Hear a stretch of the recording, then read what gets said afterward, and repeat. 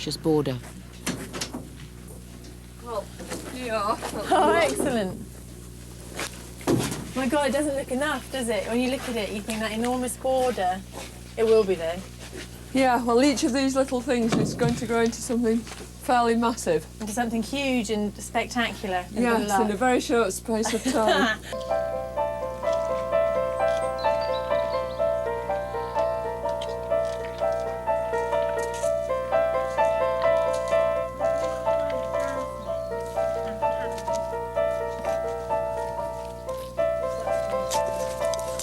As the bitterly cold weather of early spring melts away, the old Davidia tree, to mark the warmer days, throws out its handkerchiefs.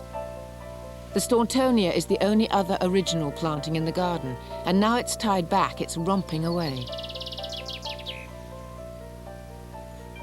For the gardeners, there's one more vital task to perform.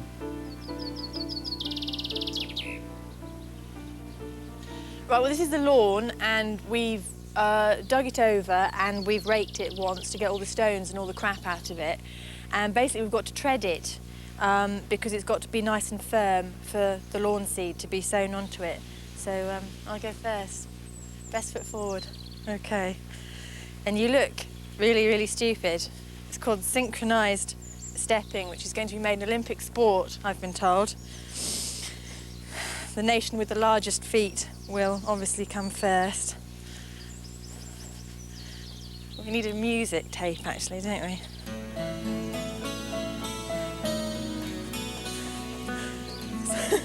So like a family of ducks.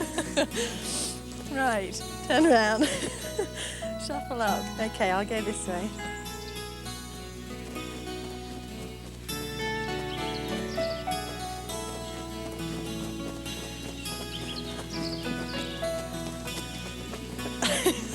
The next job is to retrieve their lost sundial. John Nelson has persuaded the current owners of Heligan House to allow it to be taken back to its old home. That'll do lovely. Right, sir. Right, now, Annabelle, the markings, the markings there were very evident on the photograph, weren't It they? faces a certain way, doesn't it? Yeah, pop down and just see on the photograph which way they were facing. There's a big white blob on one of the corners. Yep. And that has to face away from this direction. That is right how it is. Well, I think that'll do then. Looking perfect. Perfect.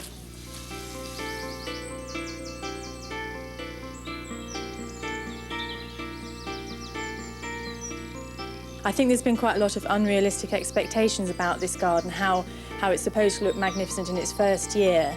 And I'm astonished and delighted to say that it is looking pretty good already. The Doronicums were the first ones out. They're beautiful butter yellow. The Veronicas, the bees and butterflies have been all over ever since the first flower appeared. This border, the size of it, it needs some really large stately plants, so the campanula, which is over 6 foot tall now, really fills a good space. And there's a Strantia major, which is a lovely cottage garden plant. It's got several nicknames, including Hattie's Pincushion and Melancholy Gentleman.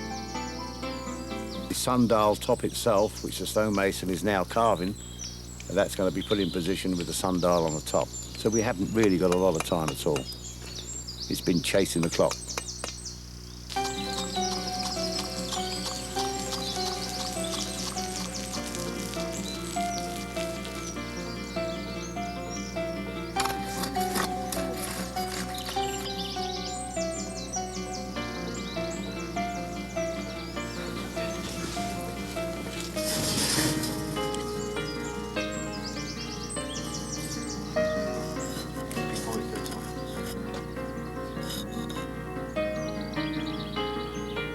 The moment of truth, the opening.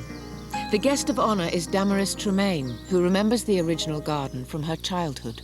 What you will be seeing, hopefully, on the other side of this is a garden which is seeking to celebrate 100 years after the article in Gardener's Chronicle which stated that the herbaceous border at Heligan was the finest in the land. And I think you'll see that its start is lovely. We've already discovered some flaws which we'll be putting right, so we ask you to be gentle in your criticism, because most of the things that you might say we've been far harsher about ourselves. and the real tasting of this will be over the years to see whether it really does fulfill its potential. Hooray! What do you think? I brought these things here when they were little teeny plants. They came from my nursery, and I'm just amazed to see them grown up so well. Well, it's not me, it's the plants and the people here. Can you see it inside? See the pineapples coming? It's called a pineapple plant. It's gorgeous, isn't it?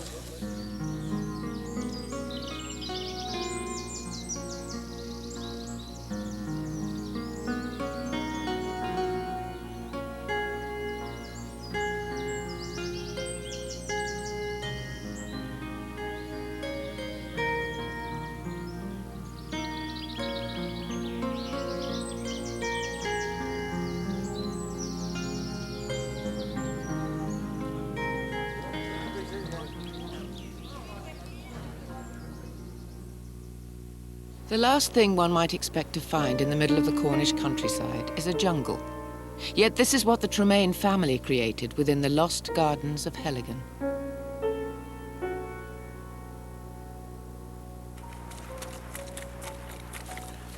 If anybody could see me now, they'd think I was really enjoying it, wouldn't they? As we've excavated through here and taken out hundreds and hundreds of self-sown trees, we found underneath them these wonderful tree ferns, over 60 different varieties of bamboos, and a lot of specimen trees.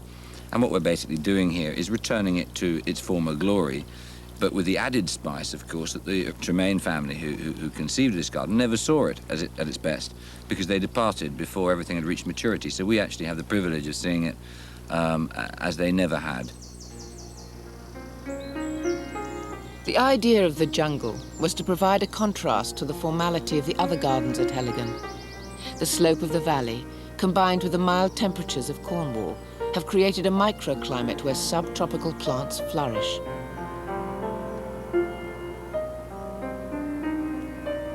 The collection of exotica was brought back by the great Victorian plant hunters from all corners of the globe. Their collections changed the face of the British landscape.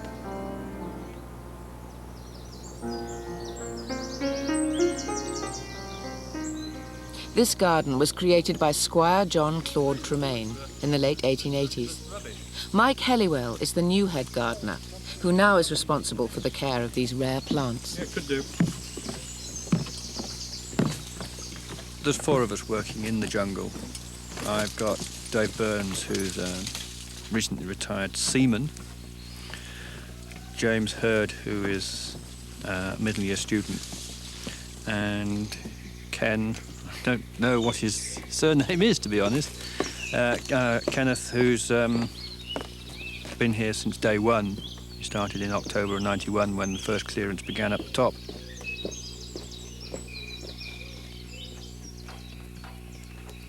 Yes, the one. Right, your end down there. Today, Mike's removing unwanted ivy 40 foot up in the air from this trachycarpus. Yep, well, it's gardening on the grand scale. You know, we're the largest restoration project in Europe. And the jungle itself, just one of the parts of the estate, is 25 acres. So it's a very large ongoing process.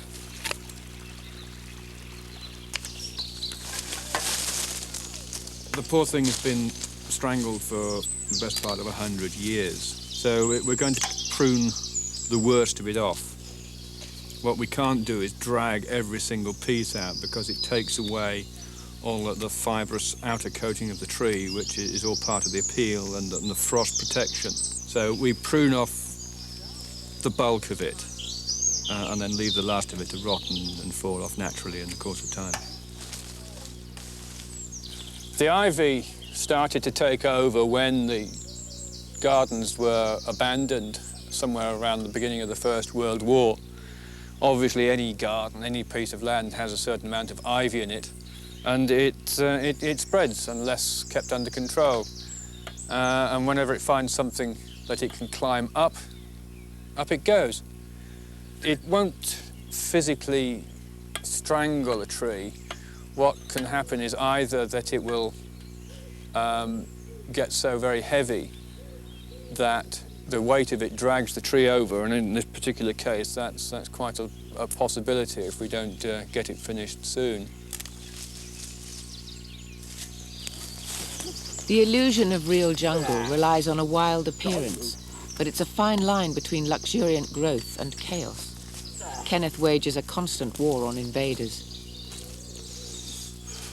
And Ken's very good at doing those repetitive on and on jobs that are part and parcel of this kind of garden. I do sometimes actually feel sorry for him, but it's a job that has to be done, and he's very capable and very suitable for doing that sort of work. It's just something that's got to be done, and I don't mind doing it because I work on my own. I like working in the garden and that. You can see what you've done at the end of the day. The legacy of its derelict past may still be causing Kenneth problems, but after 2,000 of the self-set sycamore and ash were removed, the jungle took on a new lease of life.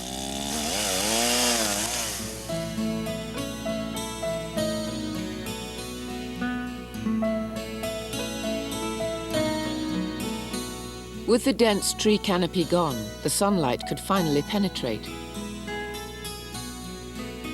British wildflowers germinated and bloomed after decades of dormancy, creating bizarre contrasts with their subtropical neighbours.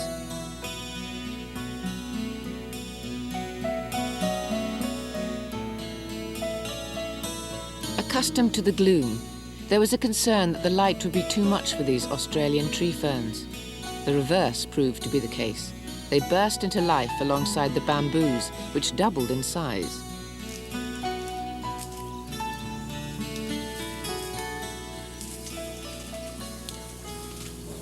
Despite the flourishing plants, the restoration work goes on. Don't for Christ's sake drop it. Like a little baby. Perfectionist John Nelson is determined to create not just the look, but the sound of the jungle through a series of waterfalls.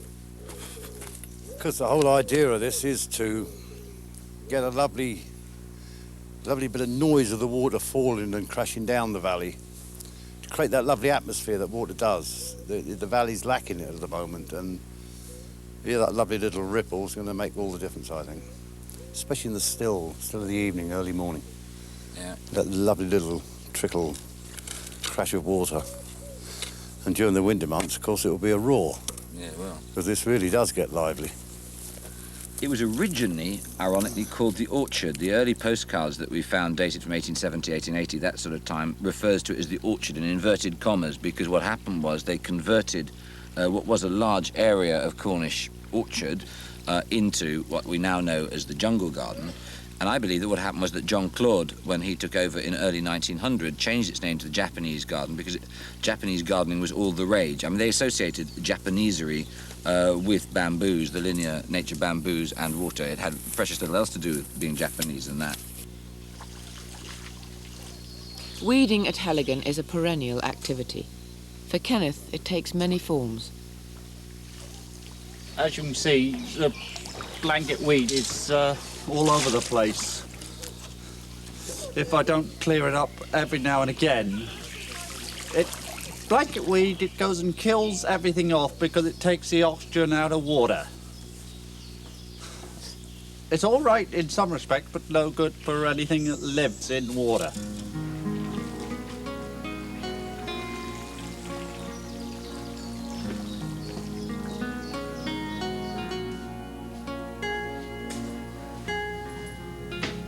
Mike has a more pleasant task for the day, hanging out these staghorn ferns.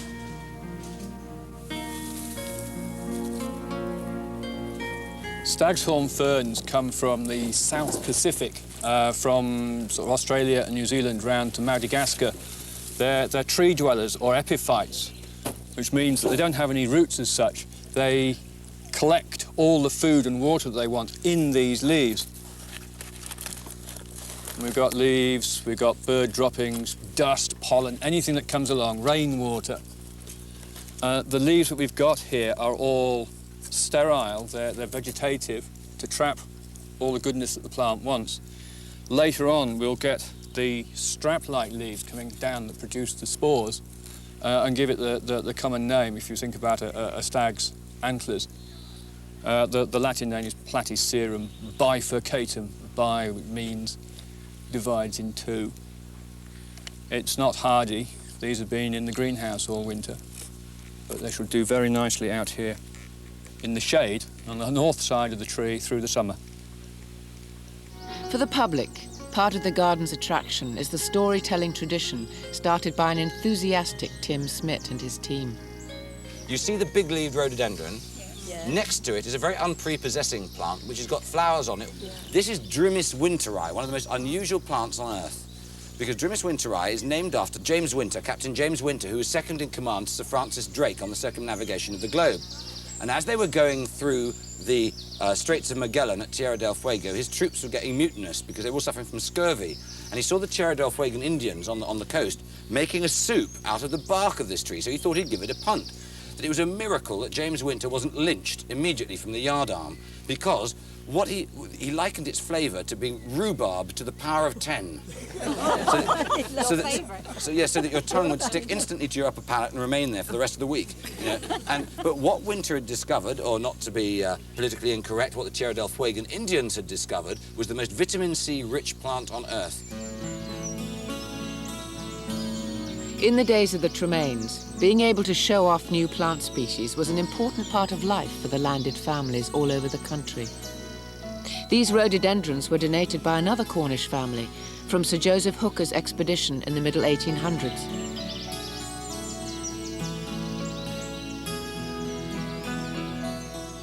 The Lemon family at Carclew, which is from where we got most of the original Hooker rhododendron seeds, they got them from Kew and from Joseph Hooker direct from the expeditions.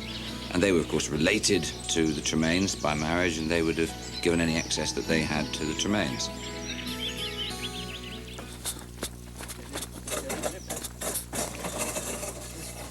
Plant exchanges in the old days were much more civilized affairs. Not that I'm implying that this isn't civilized, but you'd normally sort of meet up and families would exchange seeds that they had been given. Very casual. It was like stamp collecting really in those days. And the passion got bigger and bigger and bigger the more plants came into the country and captivated the interest of more people. A good show out of them, though. Yes.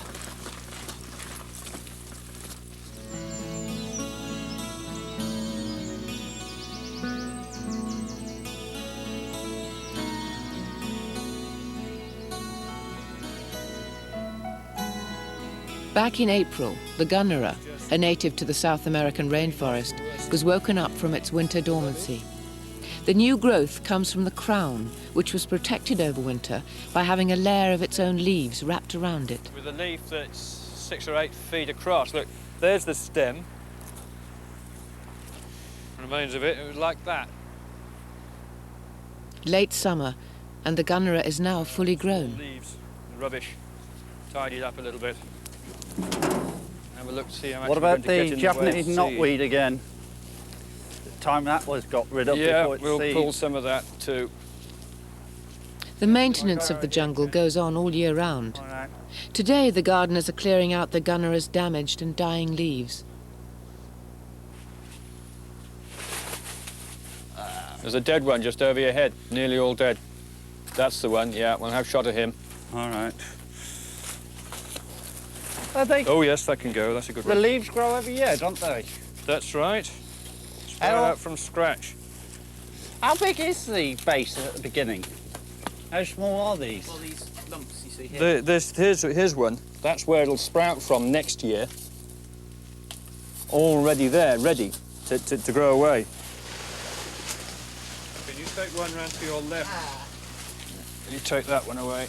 All right, I'll just Lovely. put this down here. So long as I don't put it down where it gets misplaced again. Quite so.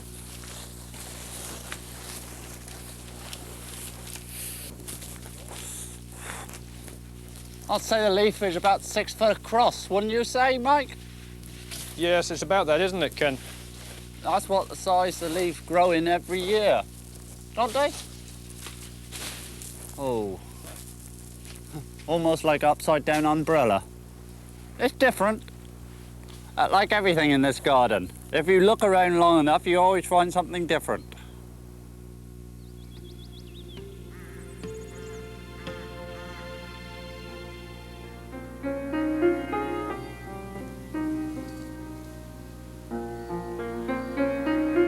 I know it sounds kind of casual to lose 30 acres of formal gardens, but that's in fact what happened here. For more than 150 years, these gardens had lain fallow, and we'd taken them to be just ordinary English woodland until, by a bit of research, we discovered that we were looking at miles and miles of formal Georgian gallops and rides. And even more excitingly, there were several big features, most notably what we take to be a series of lakes which were interlinked. And one of our great thrills is going to be trying to put it all back together again and see what it looks like.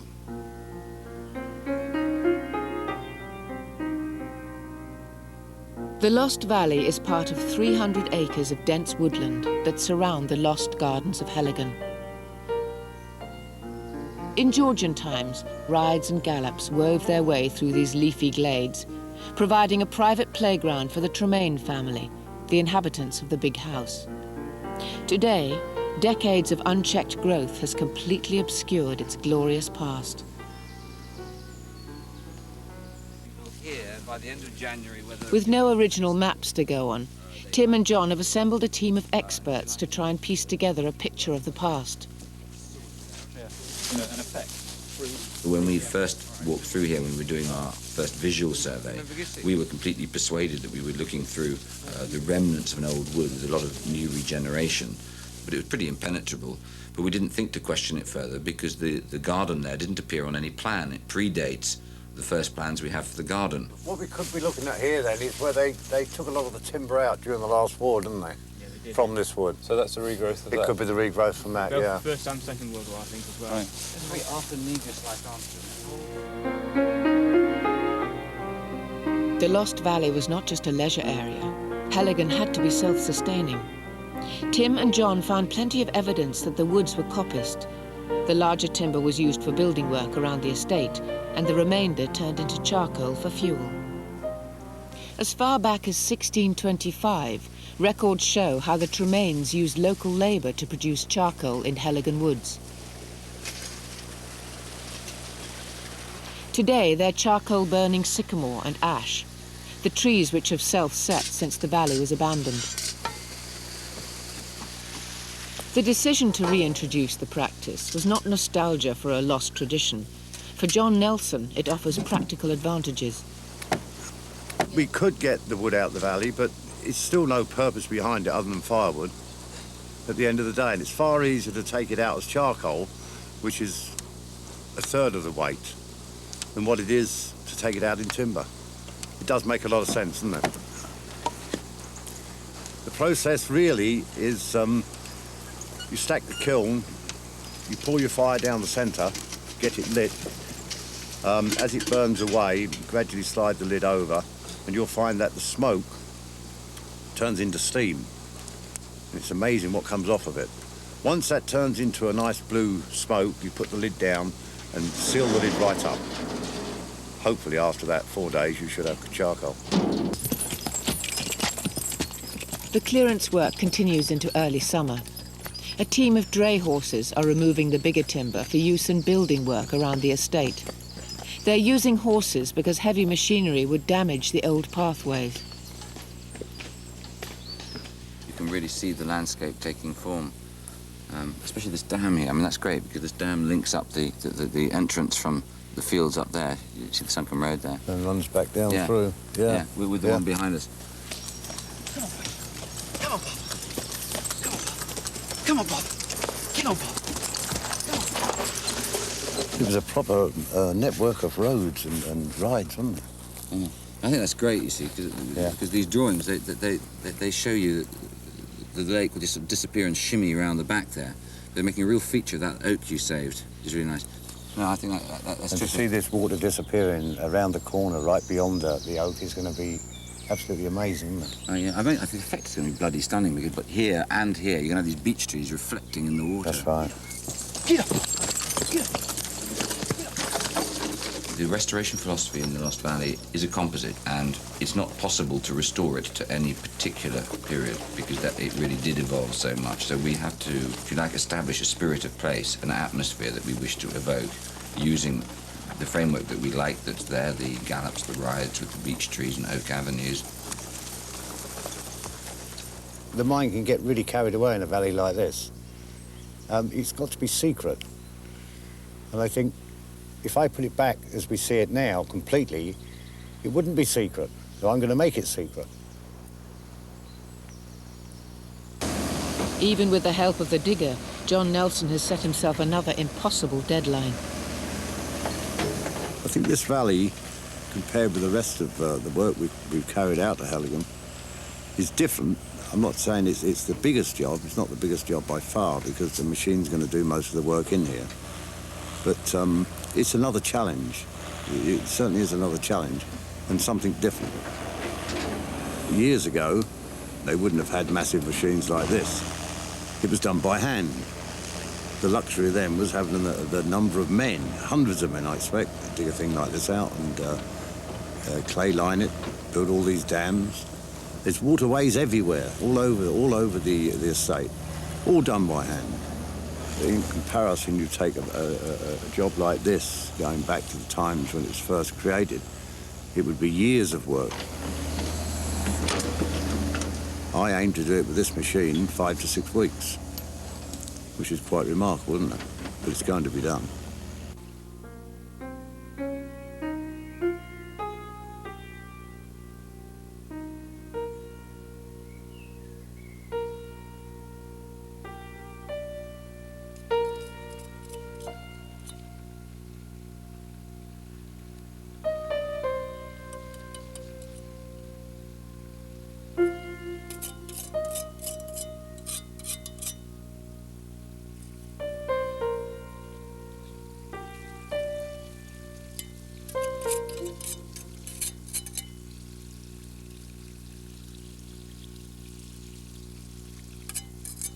This is far from the final restoration of Heligan.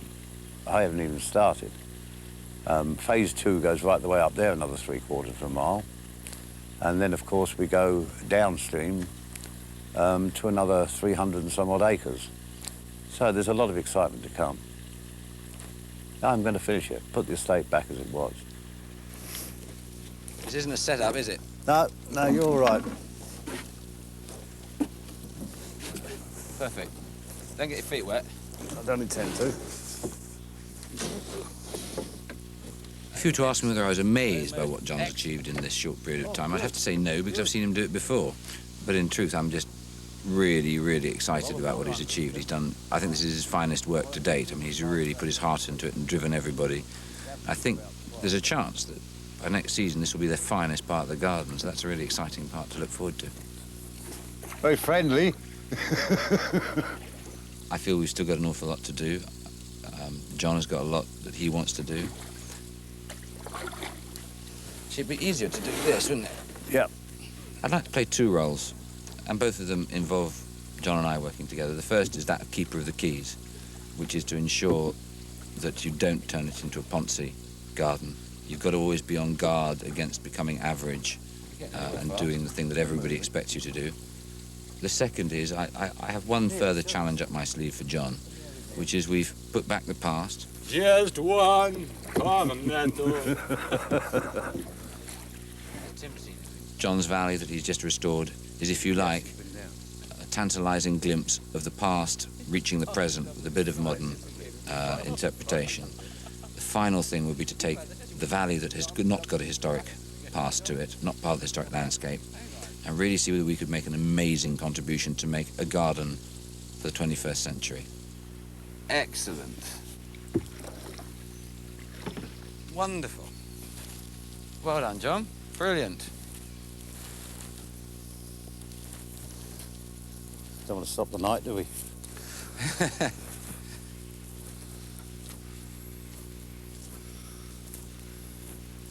Figure the shack on the rear. Reeded roof. And that's it. That's for us. Double glazing. Bar in the middle. And we share it with the ducks. No, this is a fine, fine proposal. You got some good shrubbery going on. So I'll be thicken this right up. There's some beautiful trees down here. No question about that. Wait till nature starts doing its work. Get some reeds, rushes. I can't wait. It's going to be a paradise, isn't it?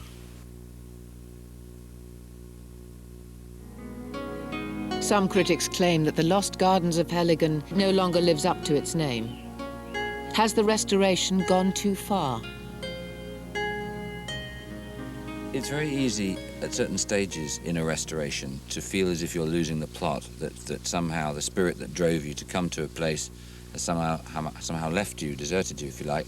I think for us the major problem has been that the infrastructure was so damaged by a lot of the overgrowth that there was here that there was a contradiction between having it open to the public and enjoying it as a lost garden. So although we're called the Lost Gardens of Heligan, we have in many places had to restore, cut back, regrow to, if you like, capture the spirit that was there, but put the basic horticulture back.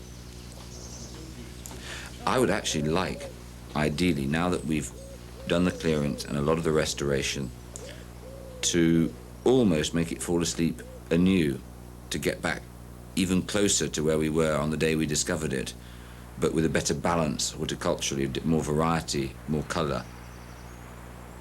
The nooks and crannies are what it's all about. I believe that a garden should be a wild and wonderful place and should somehow capture human spirit. It's the ultimate perversion, isn't it, of nature to actually create a garden. And if you're not perverse enough to make it really, really attractive, you're not really doing your job.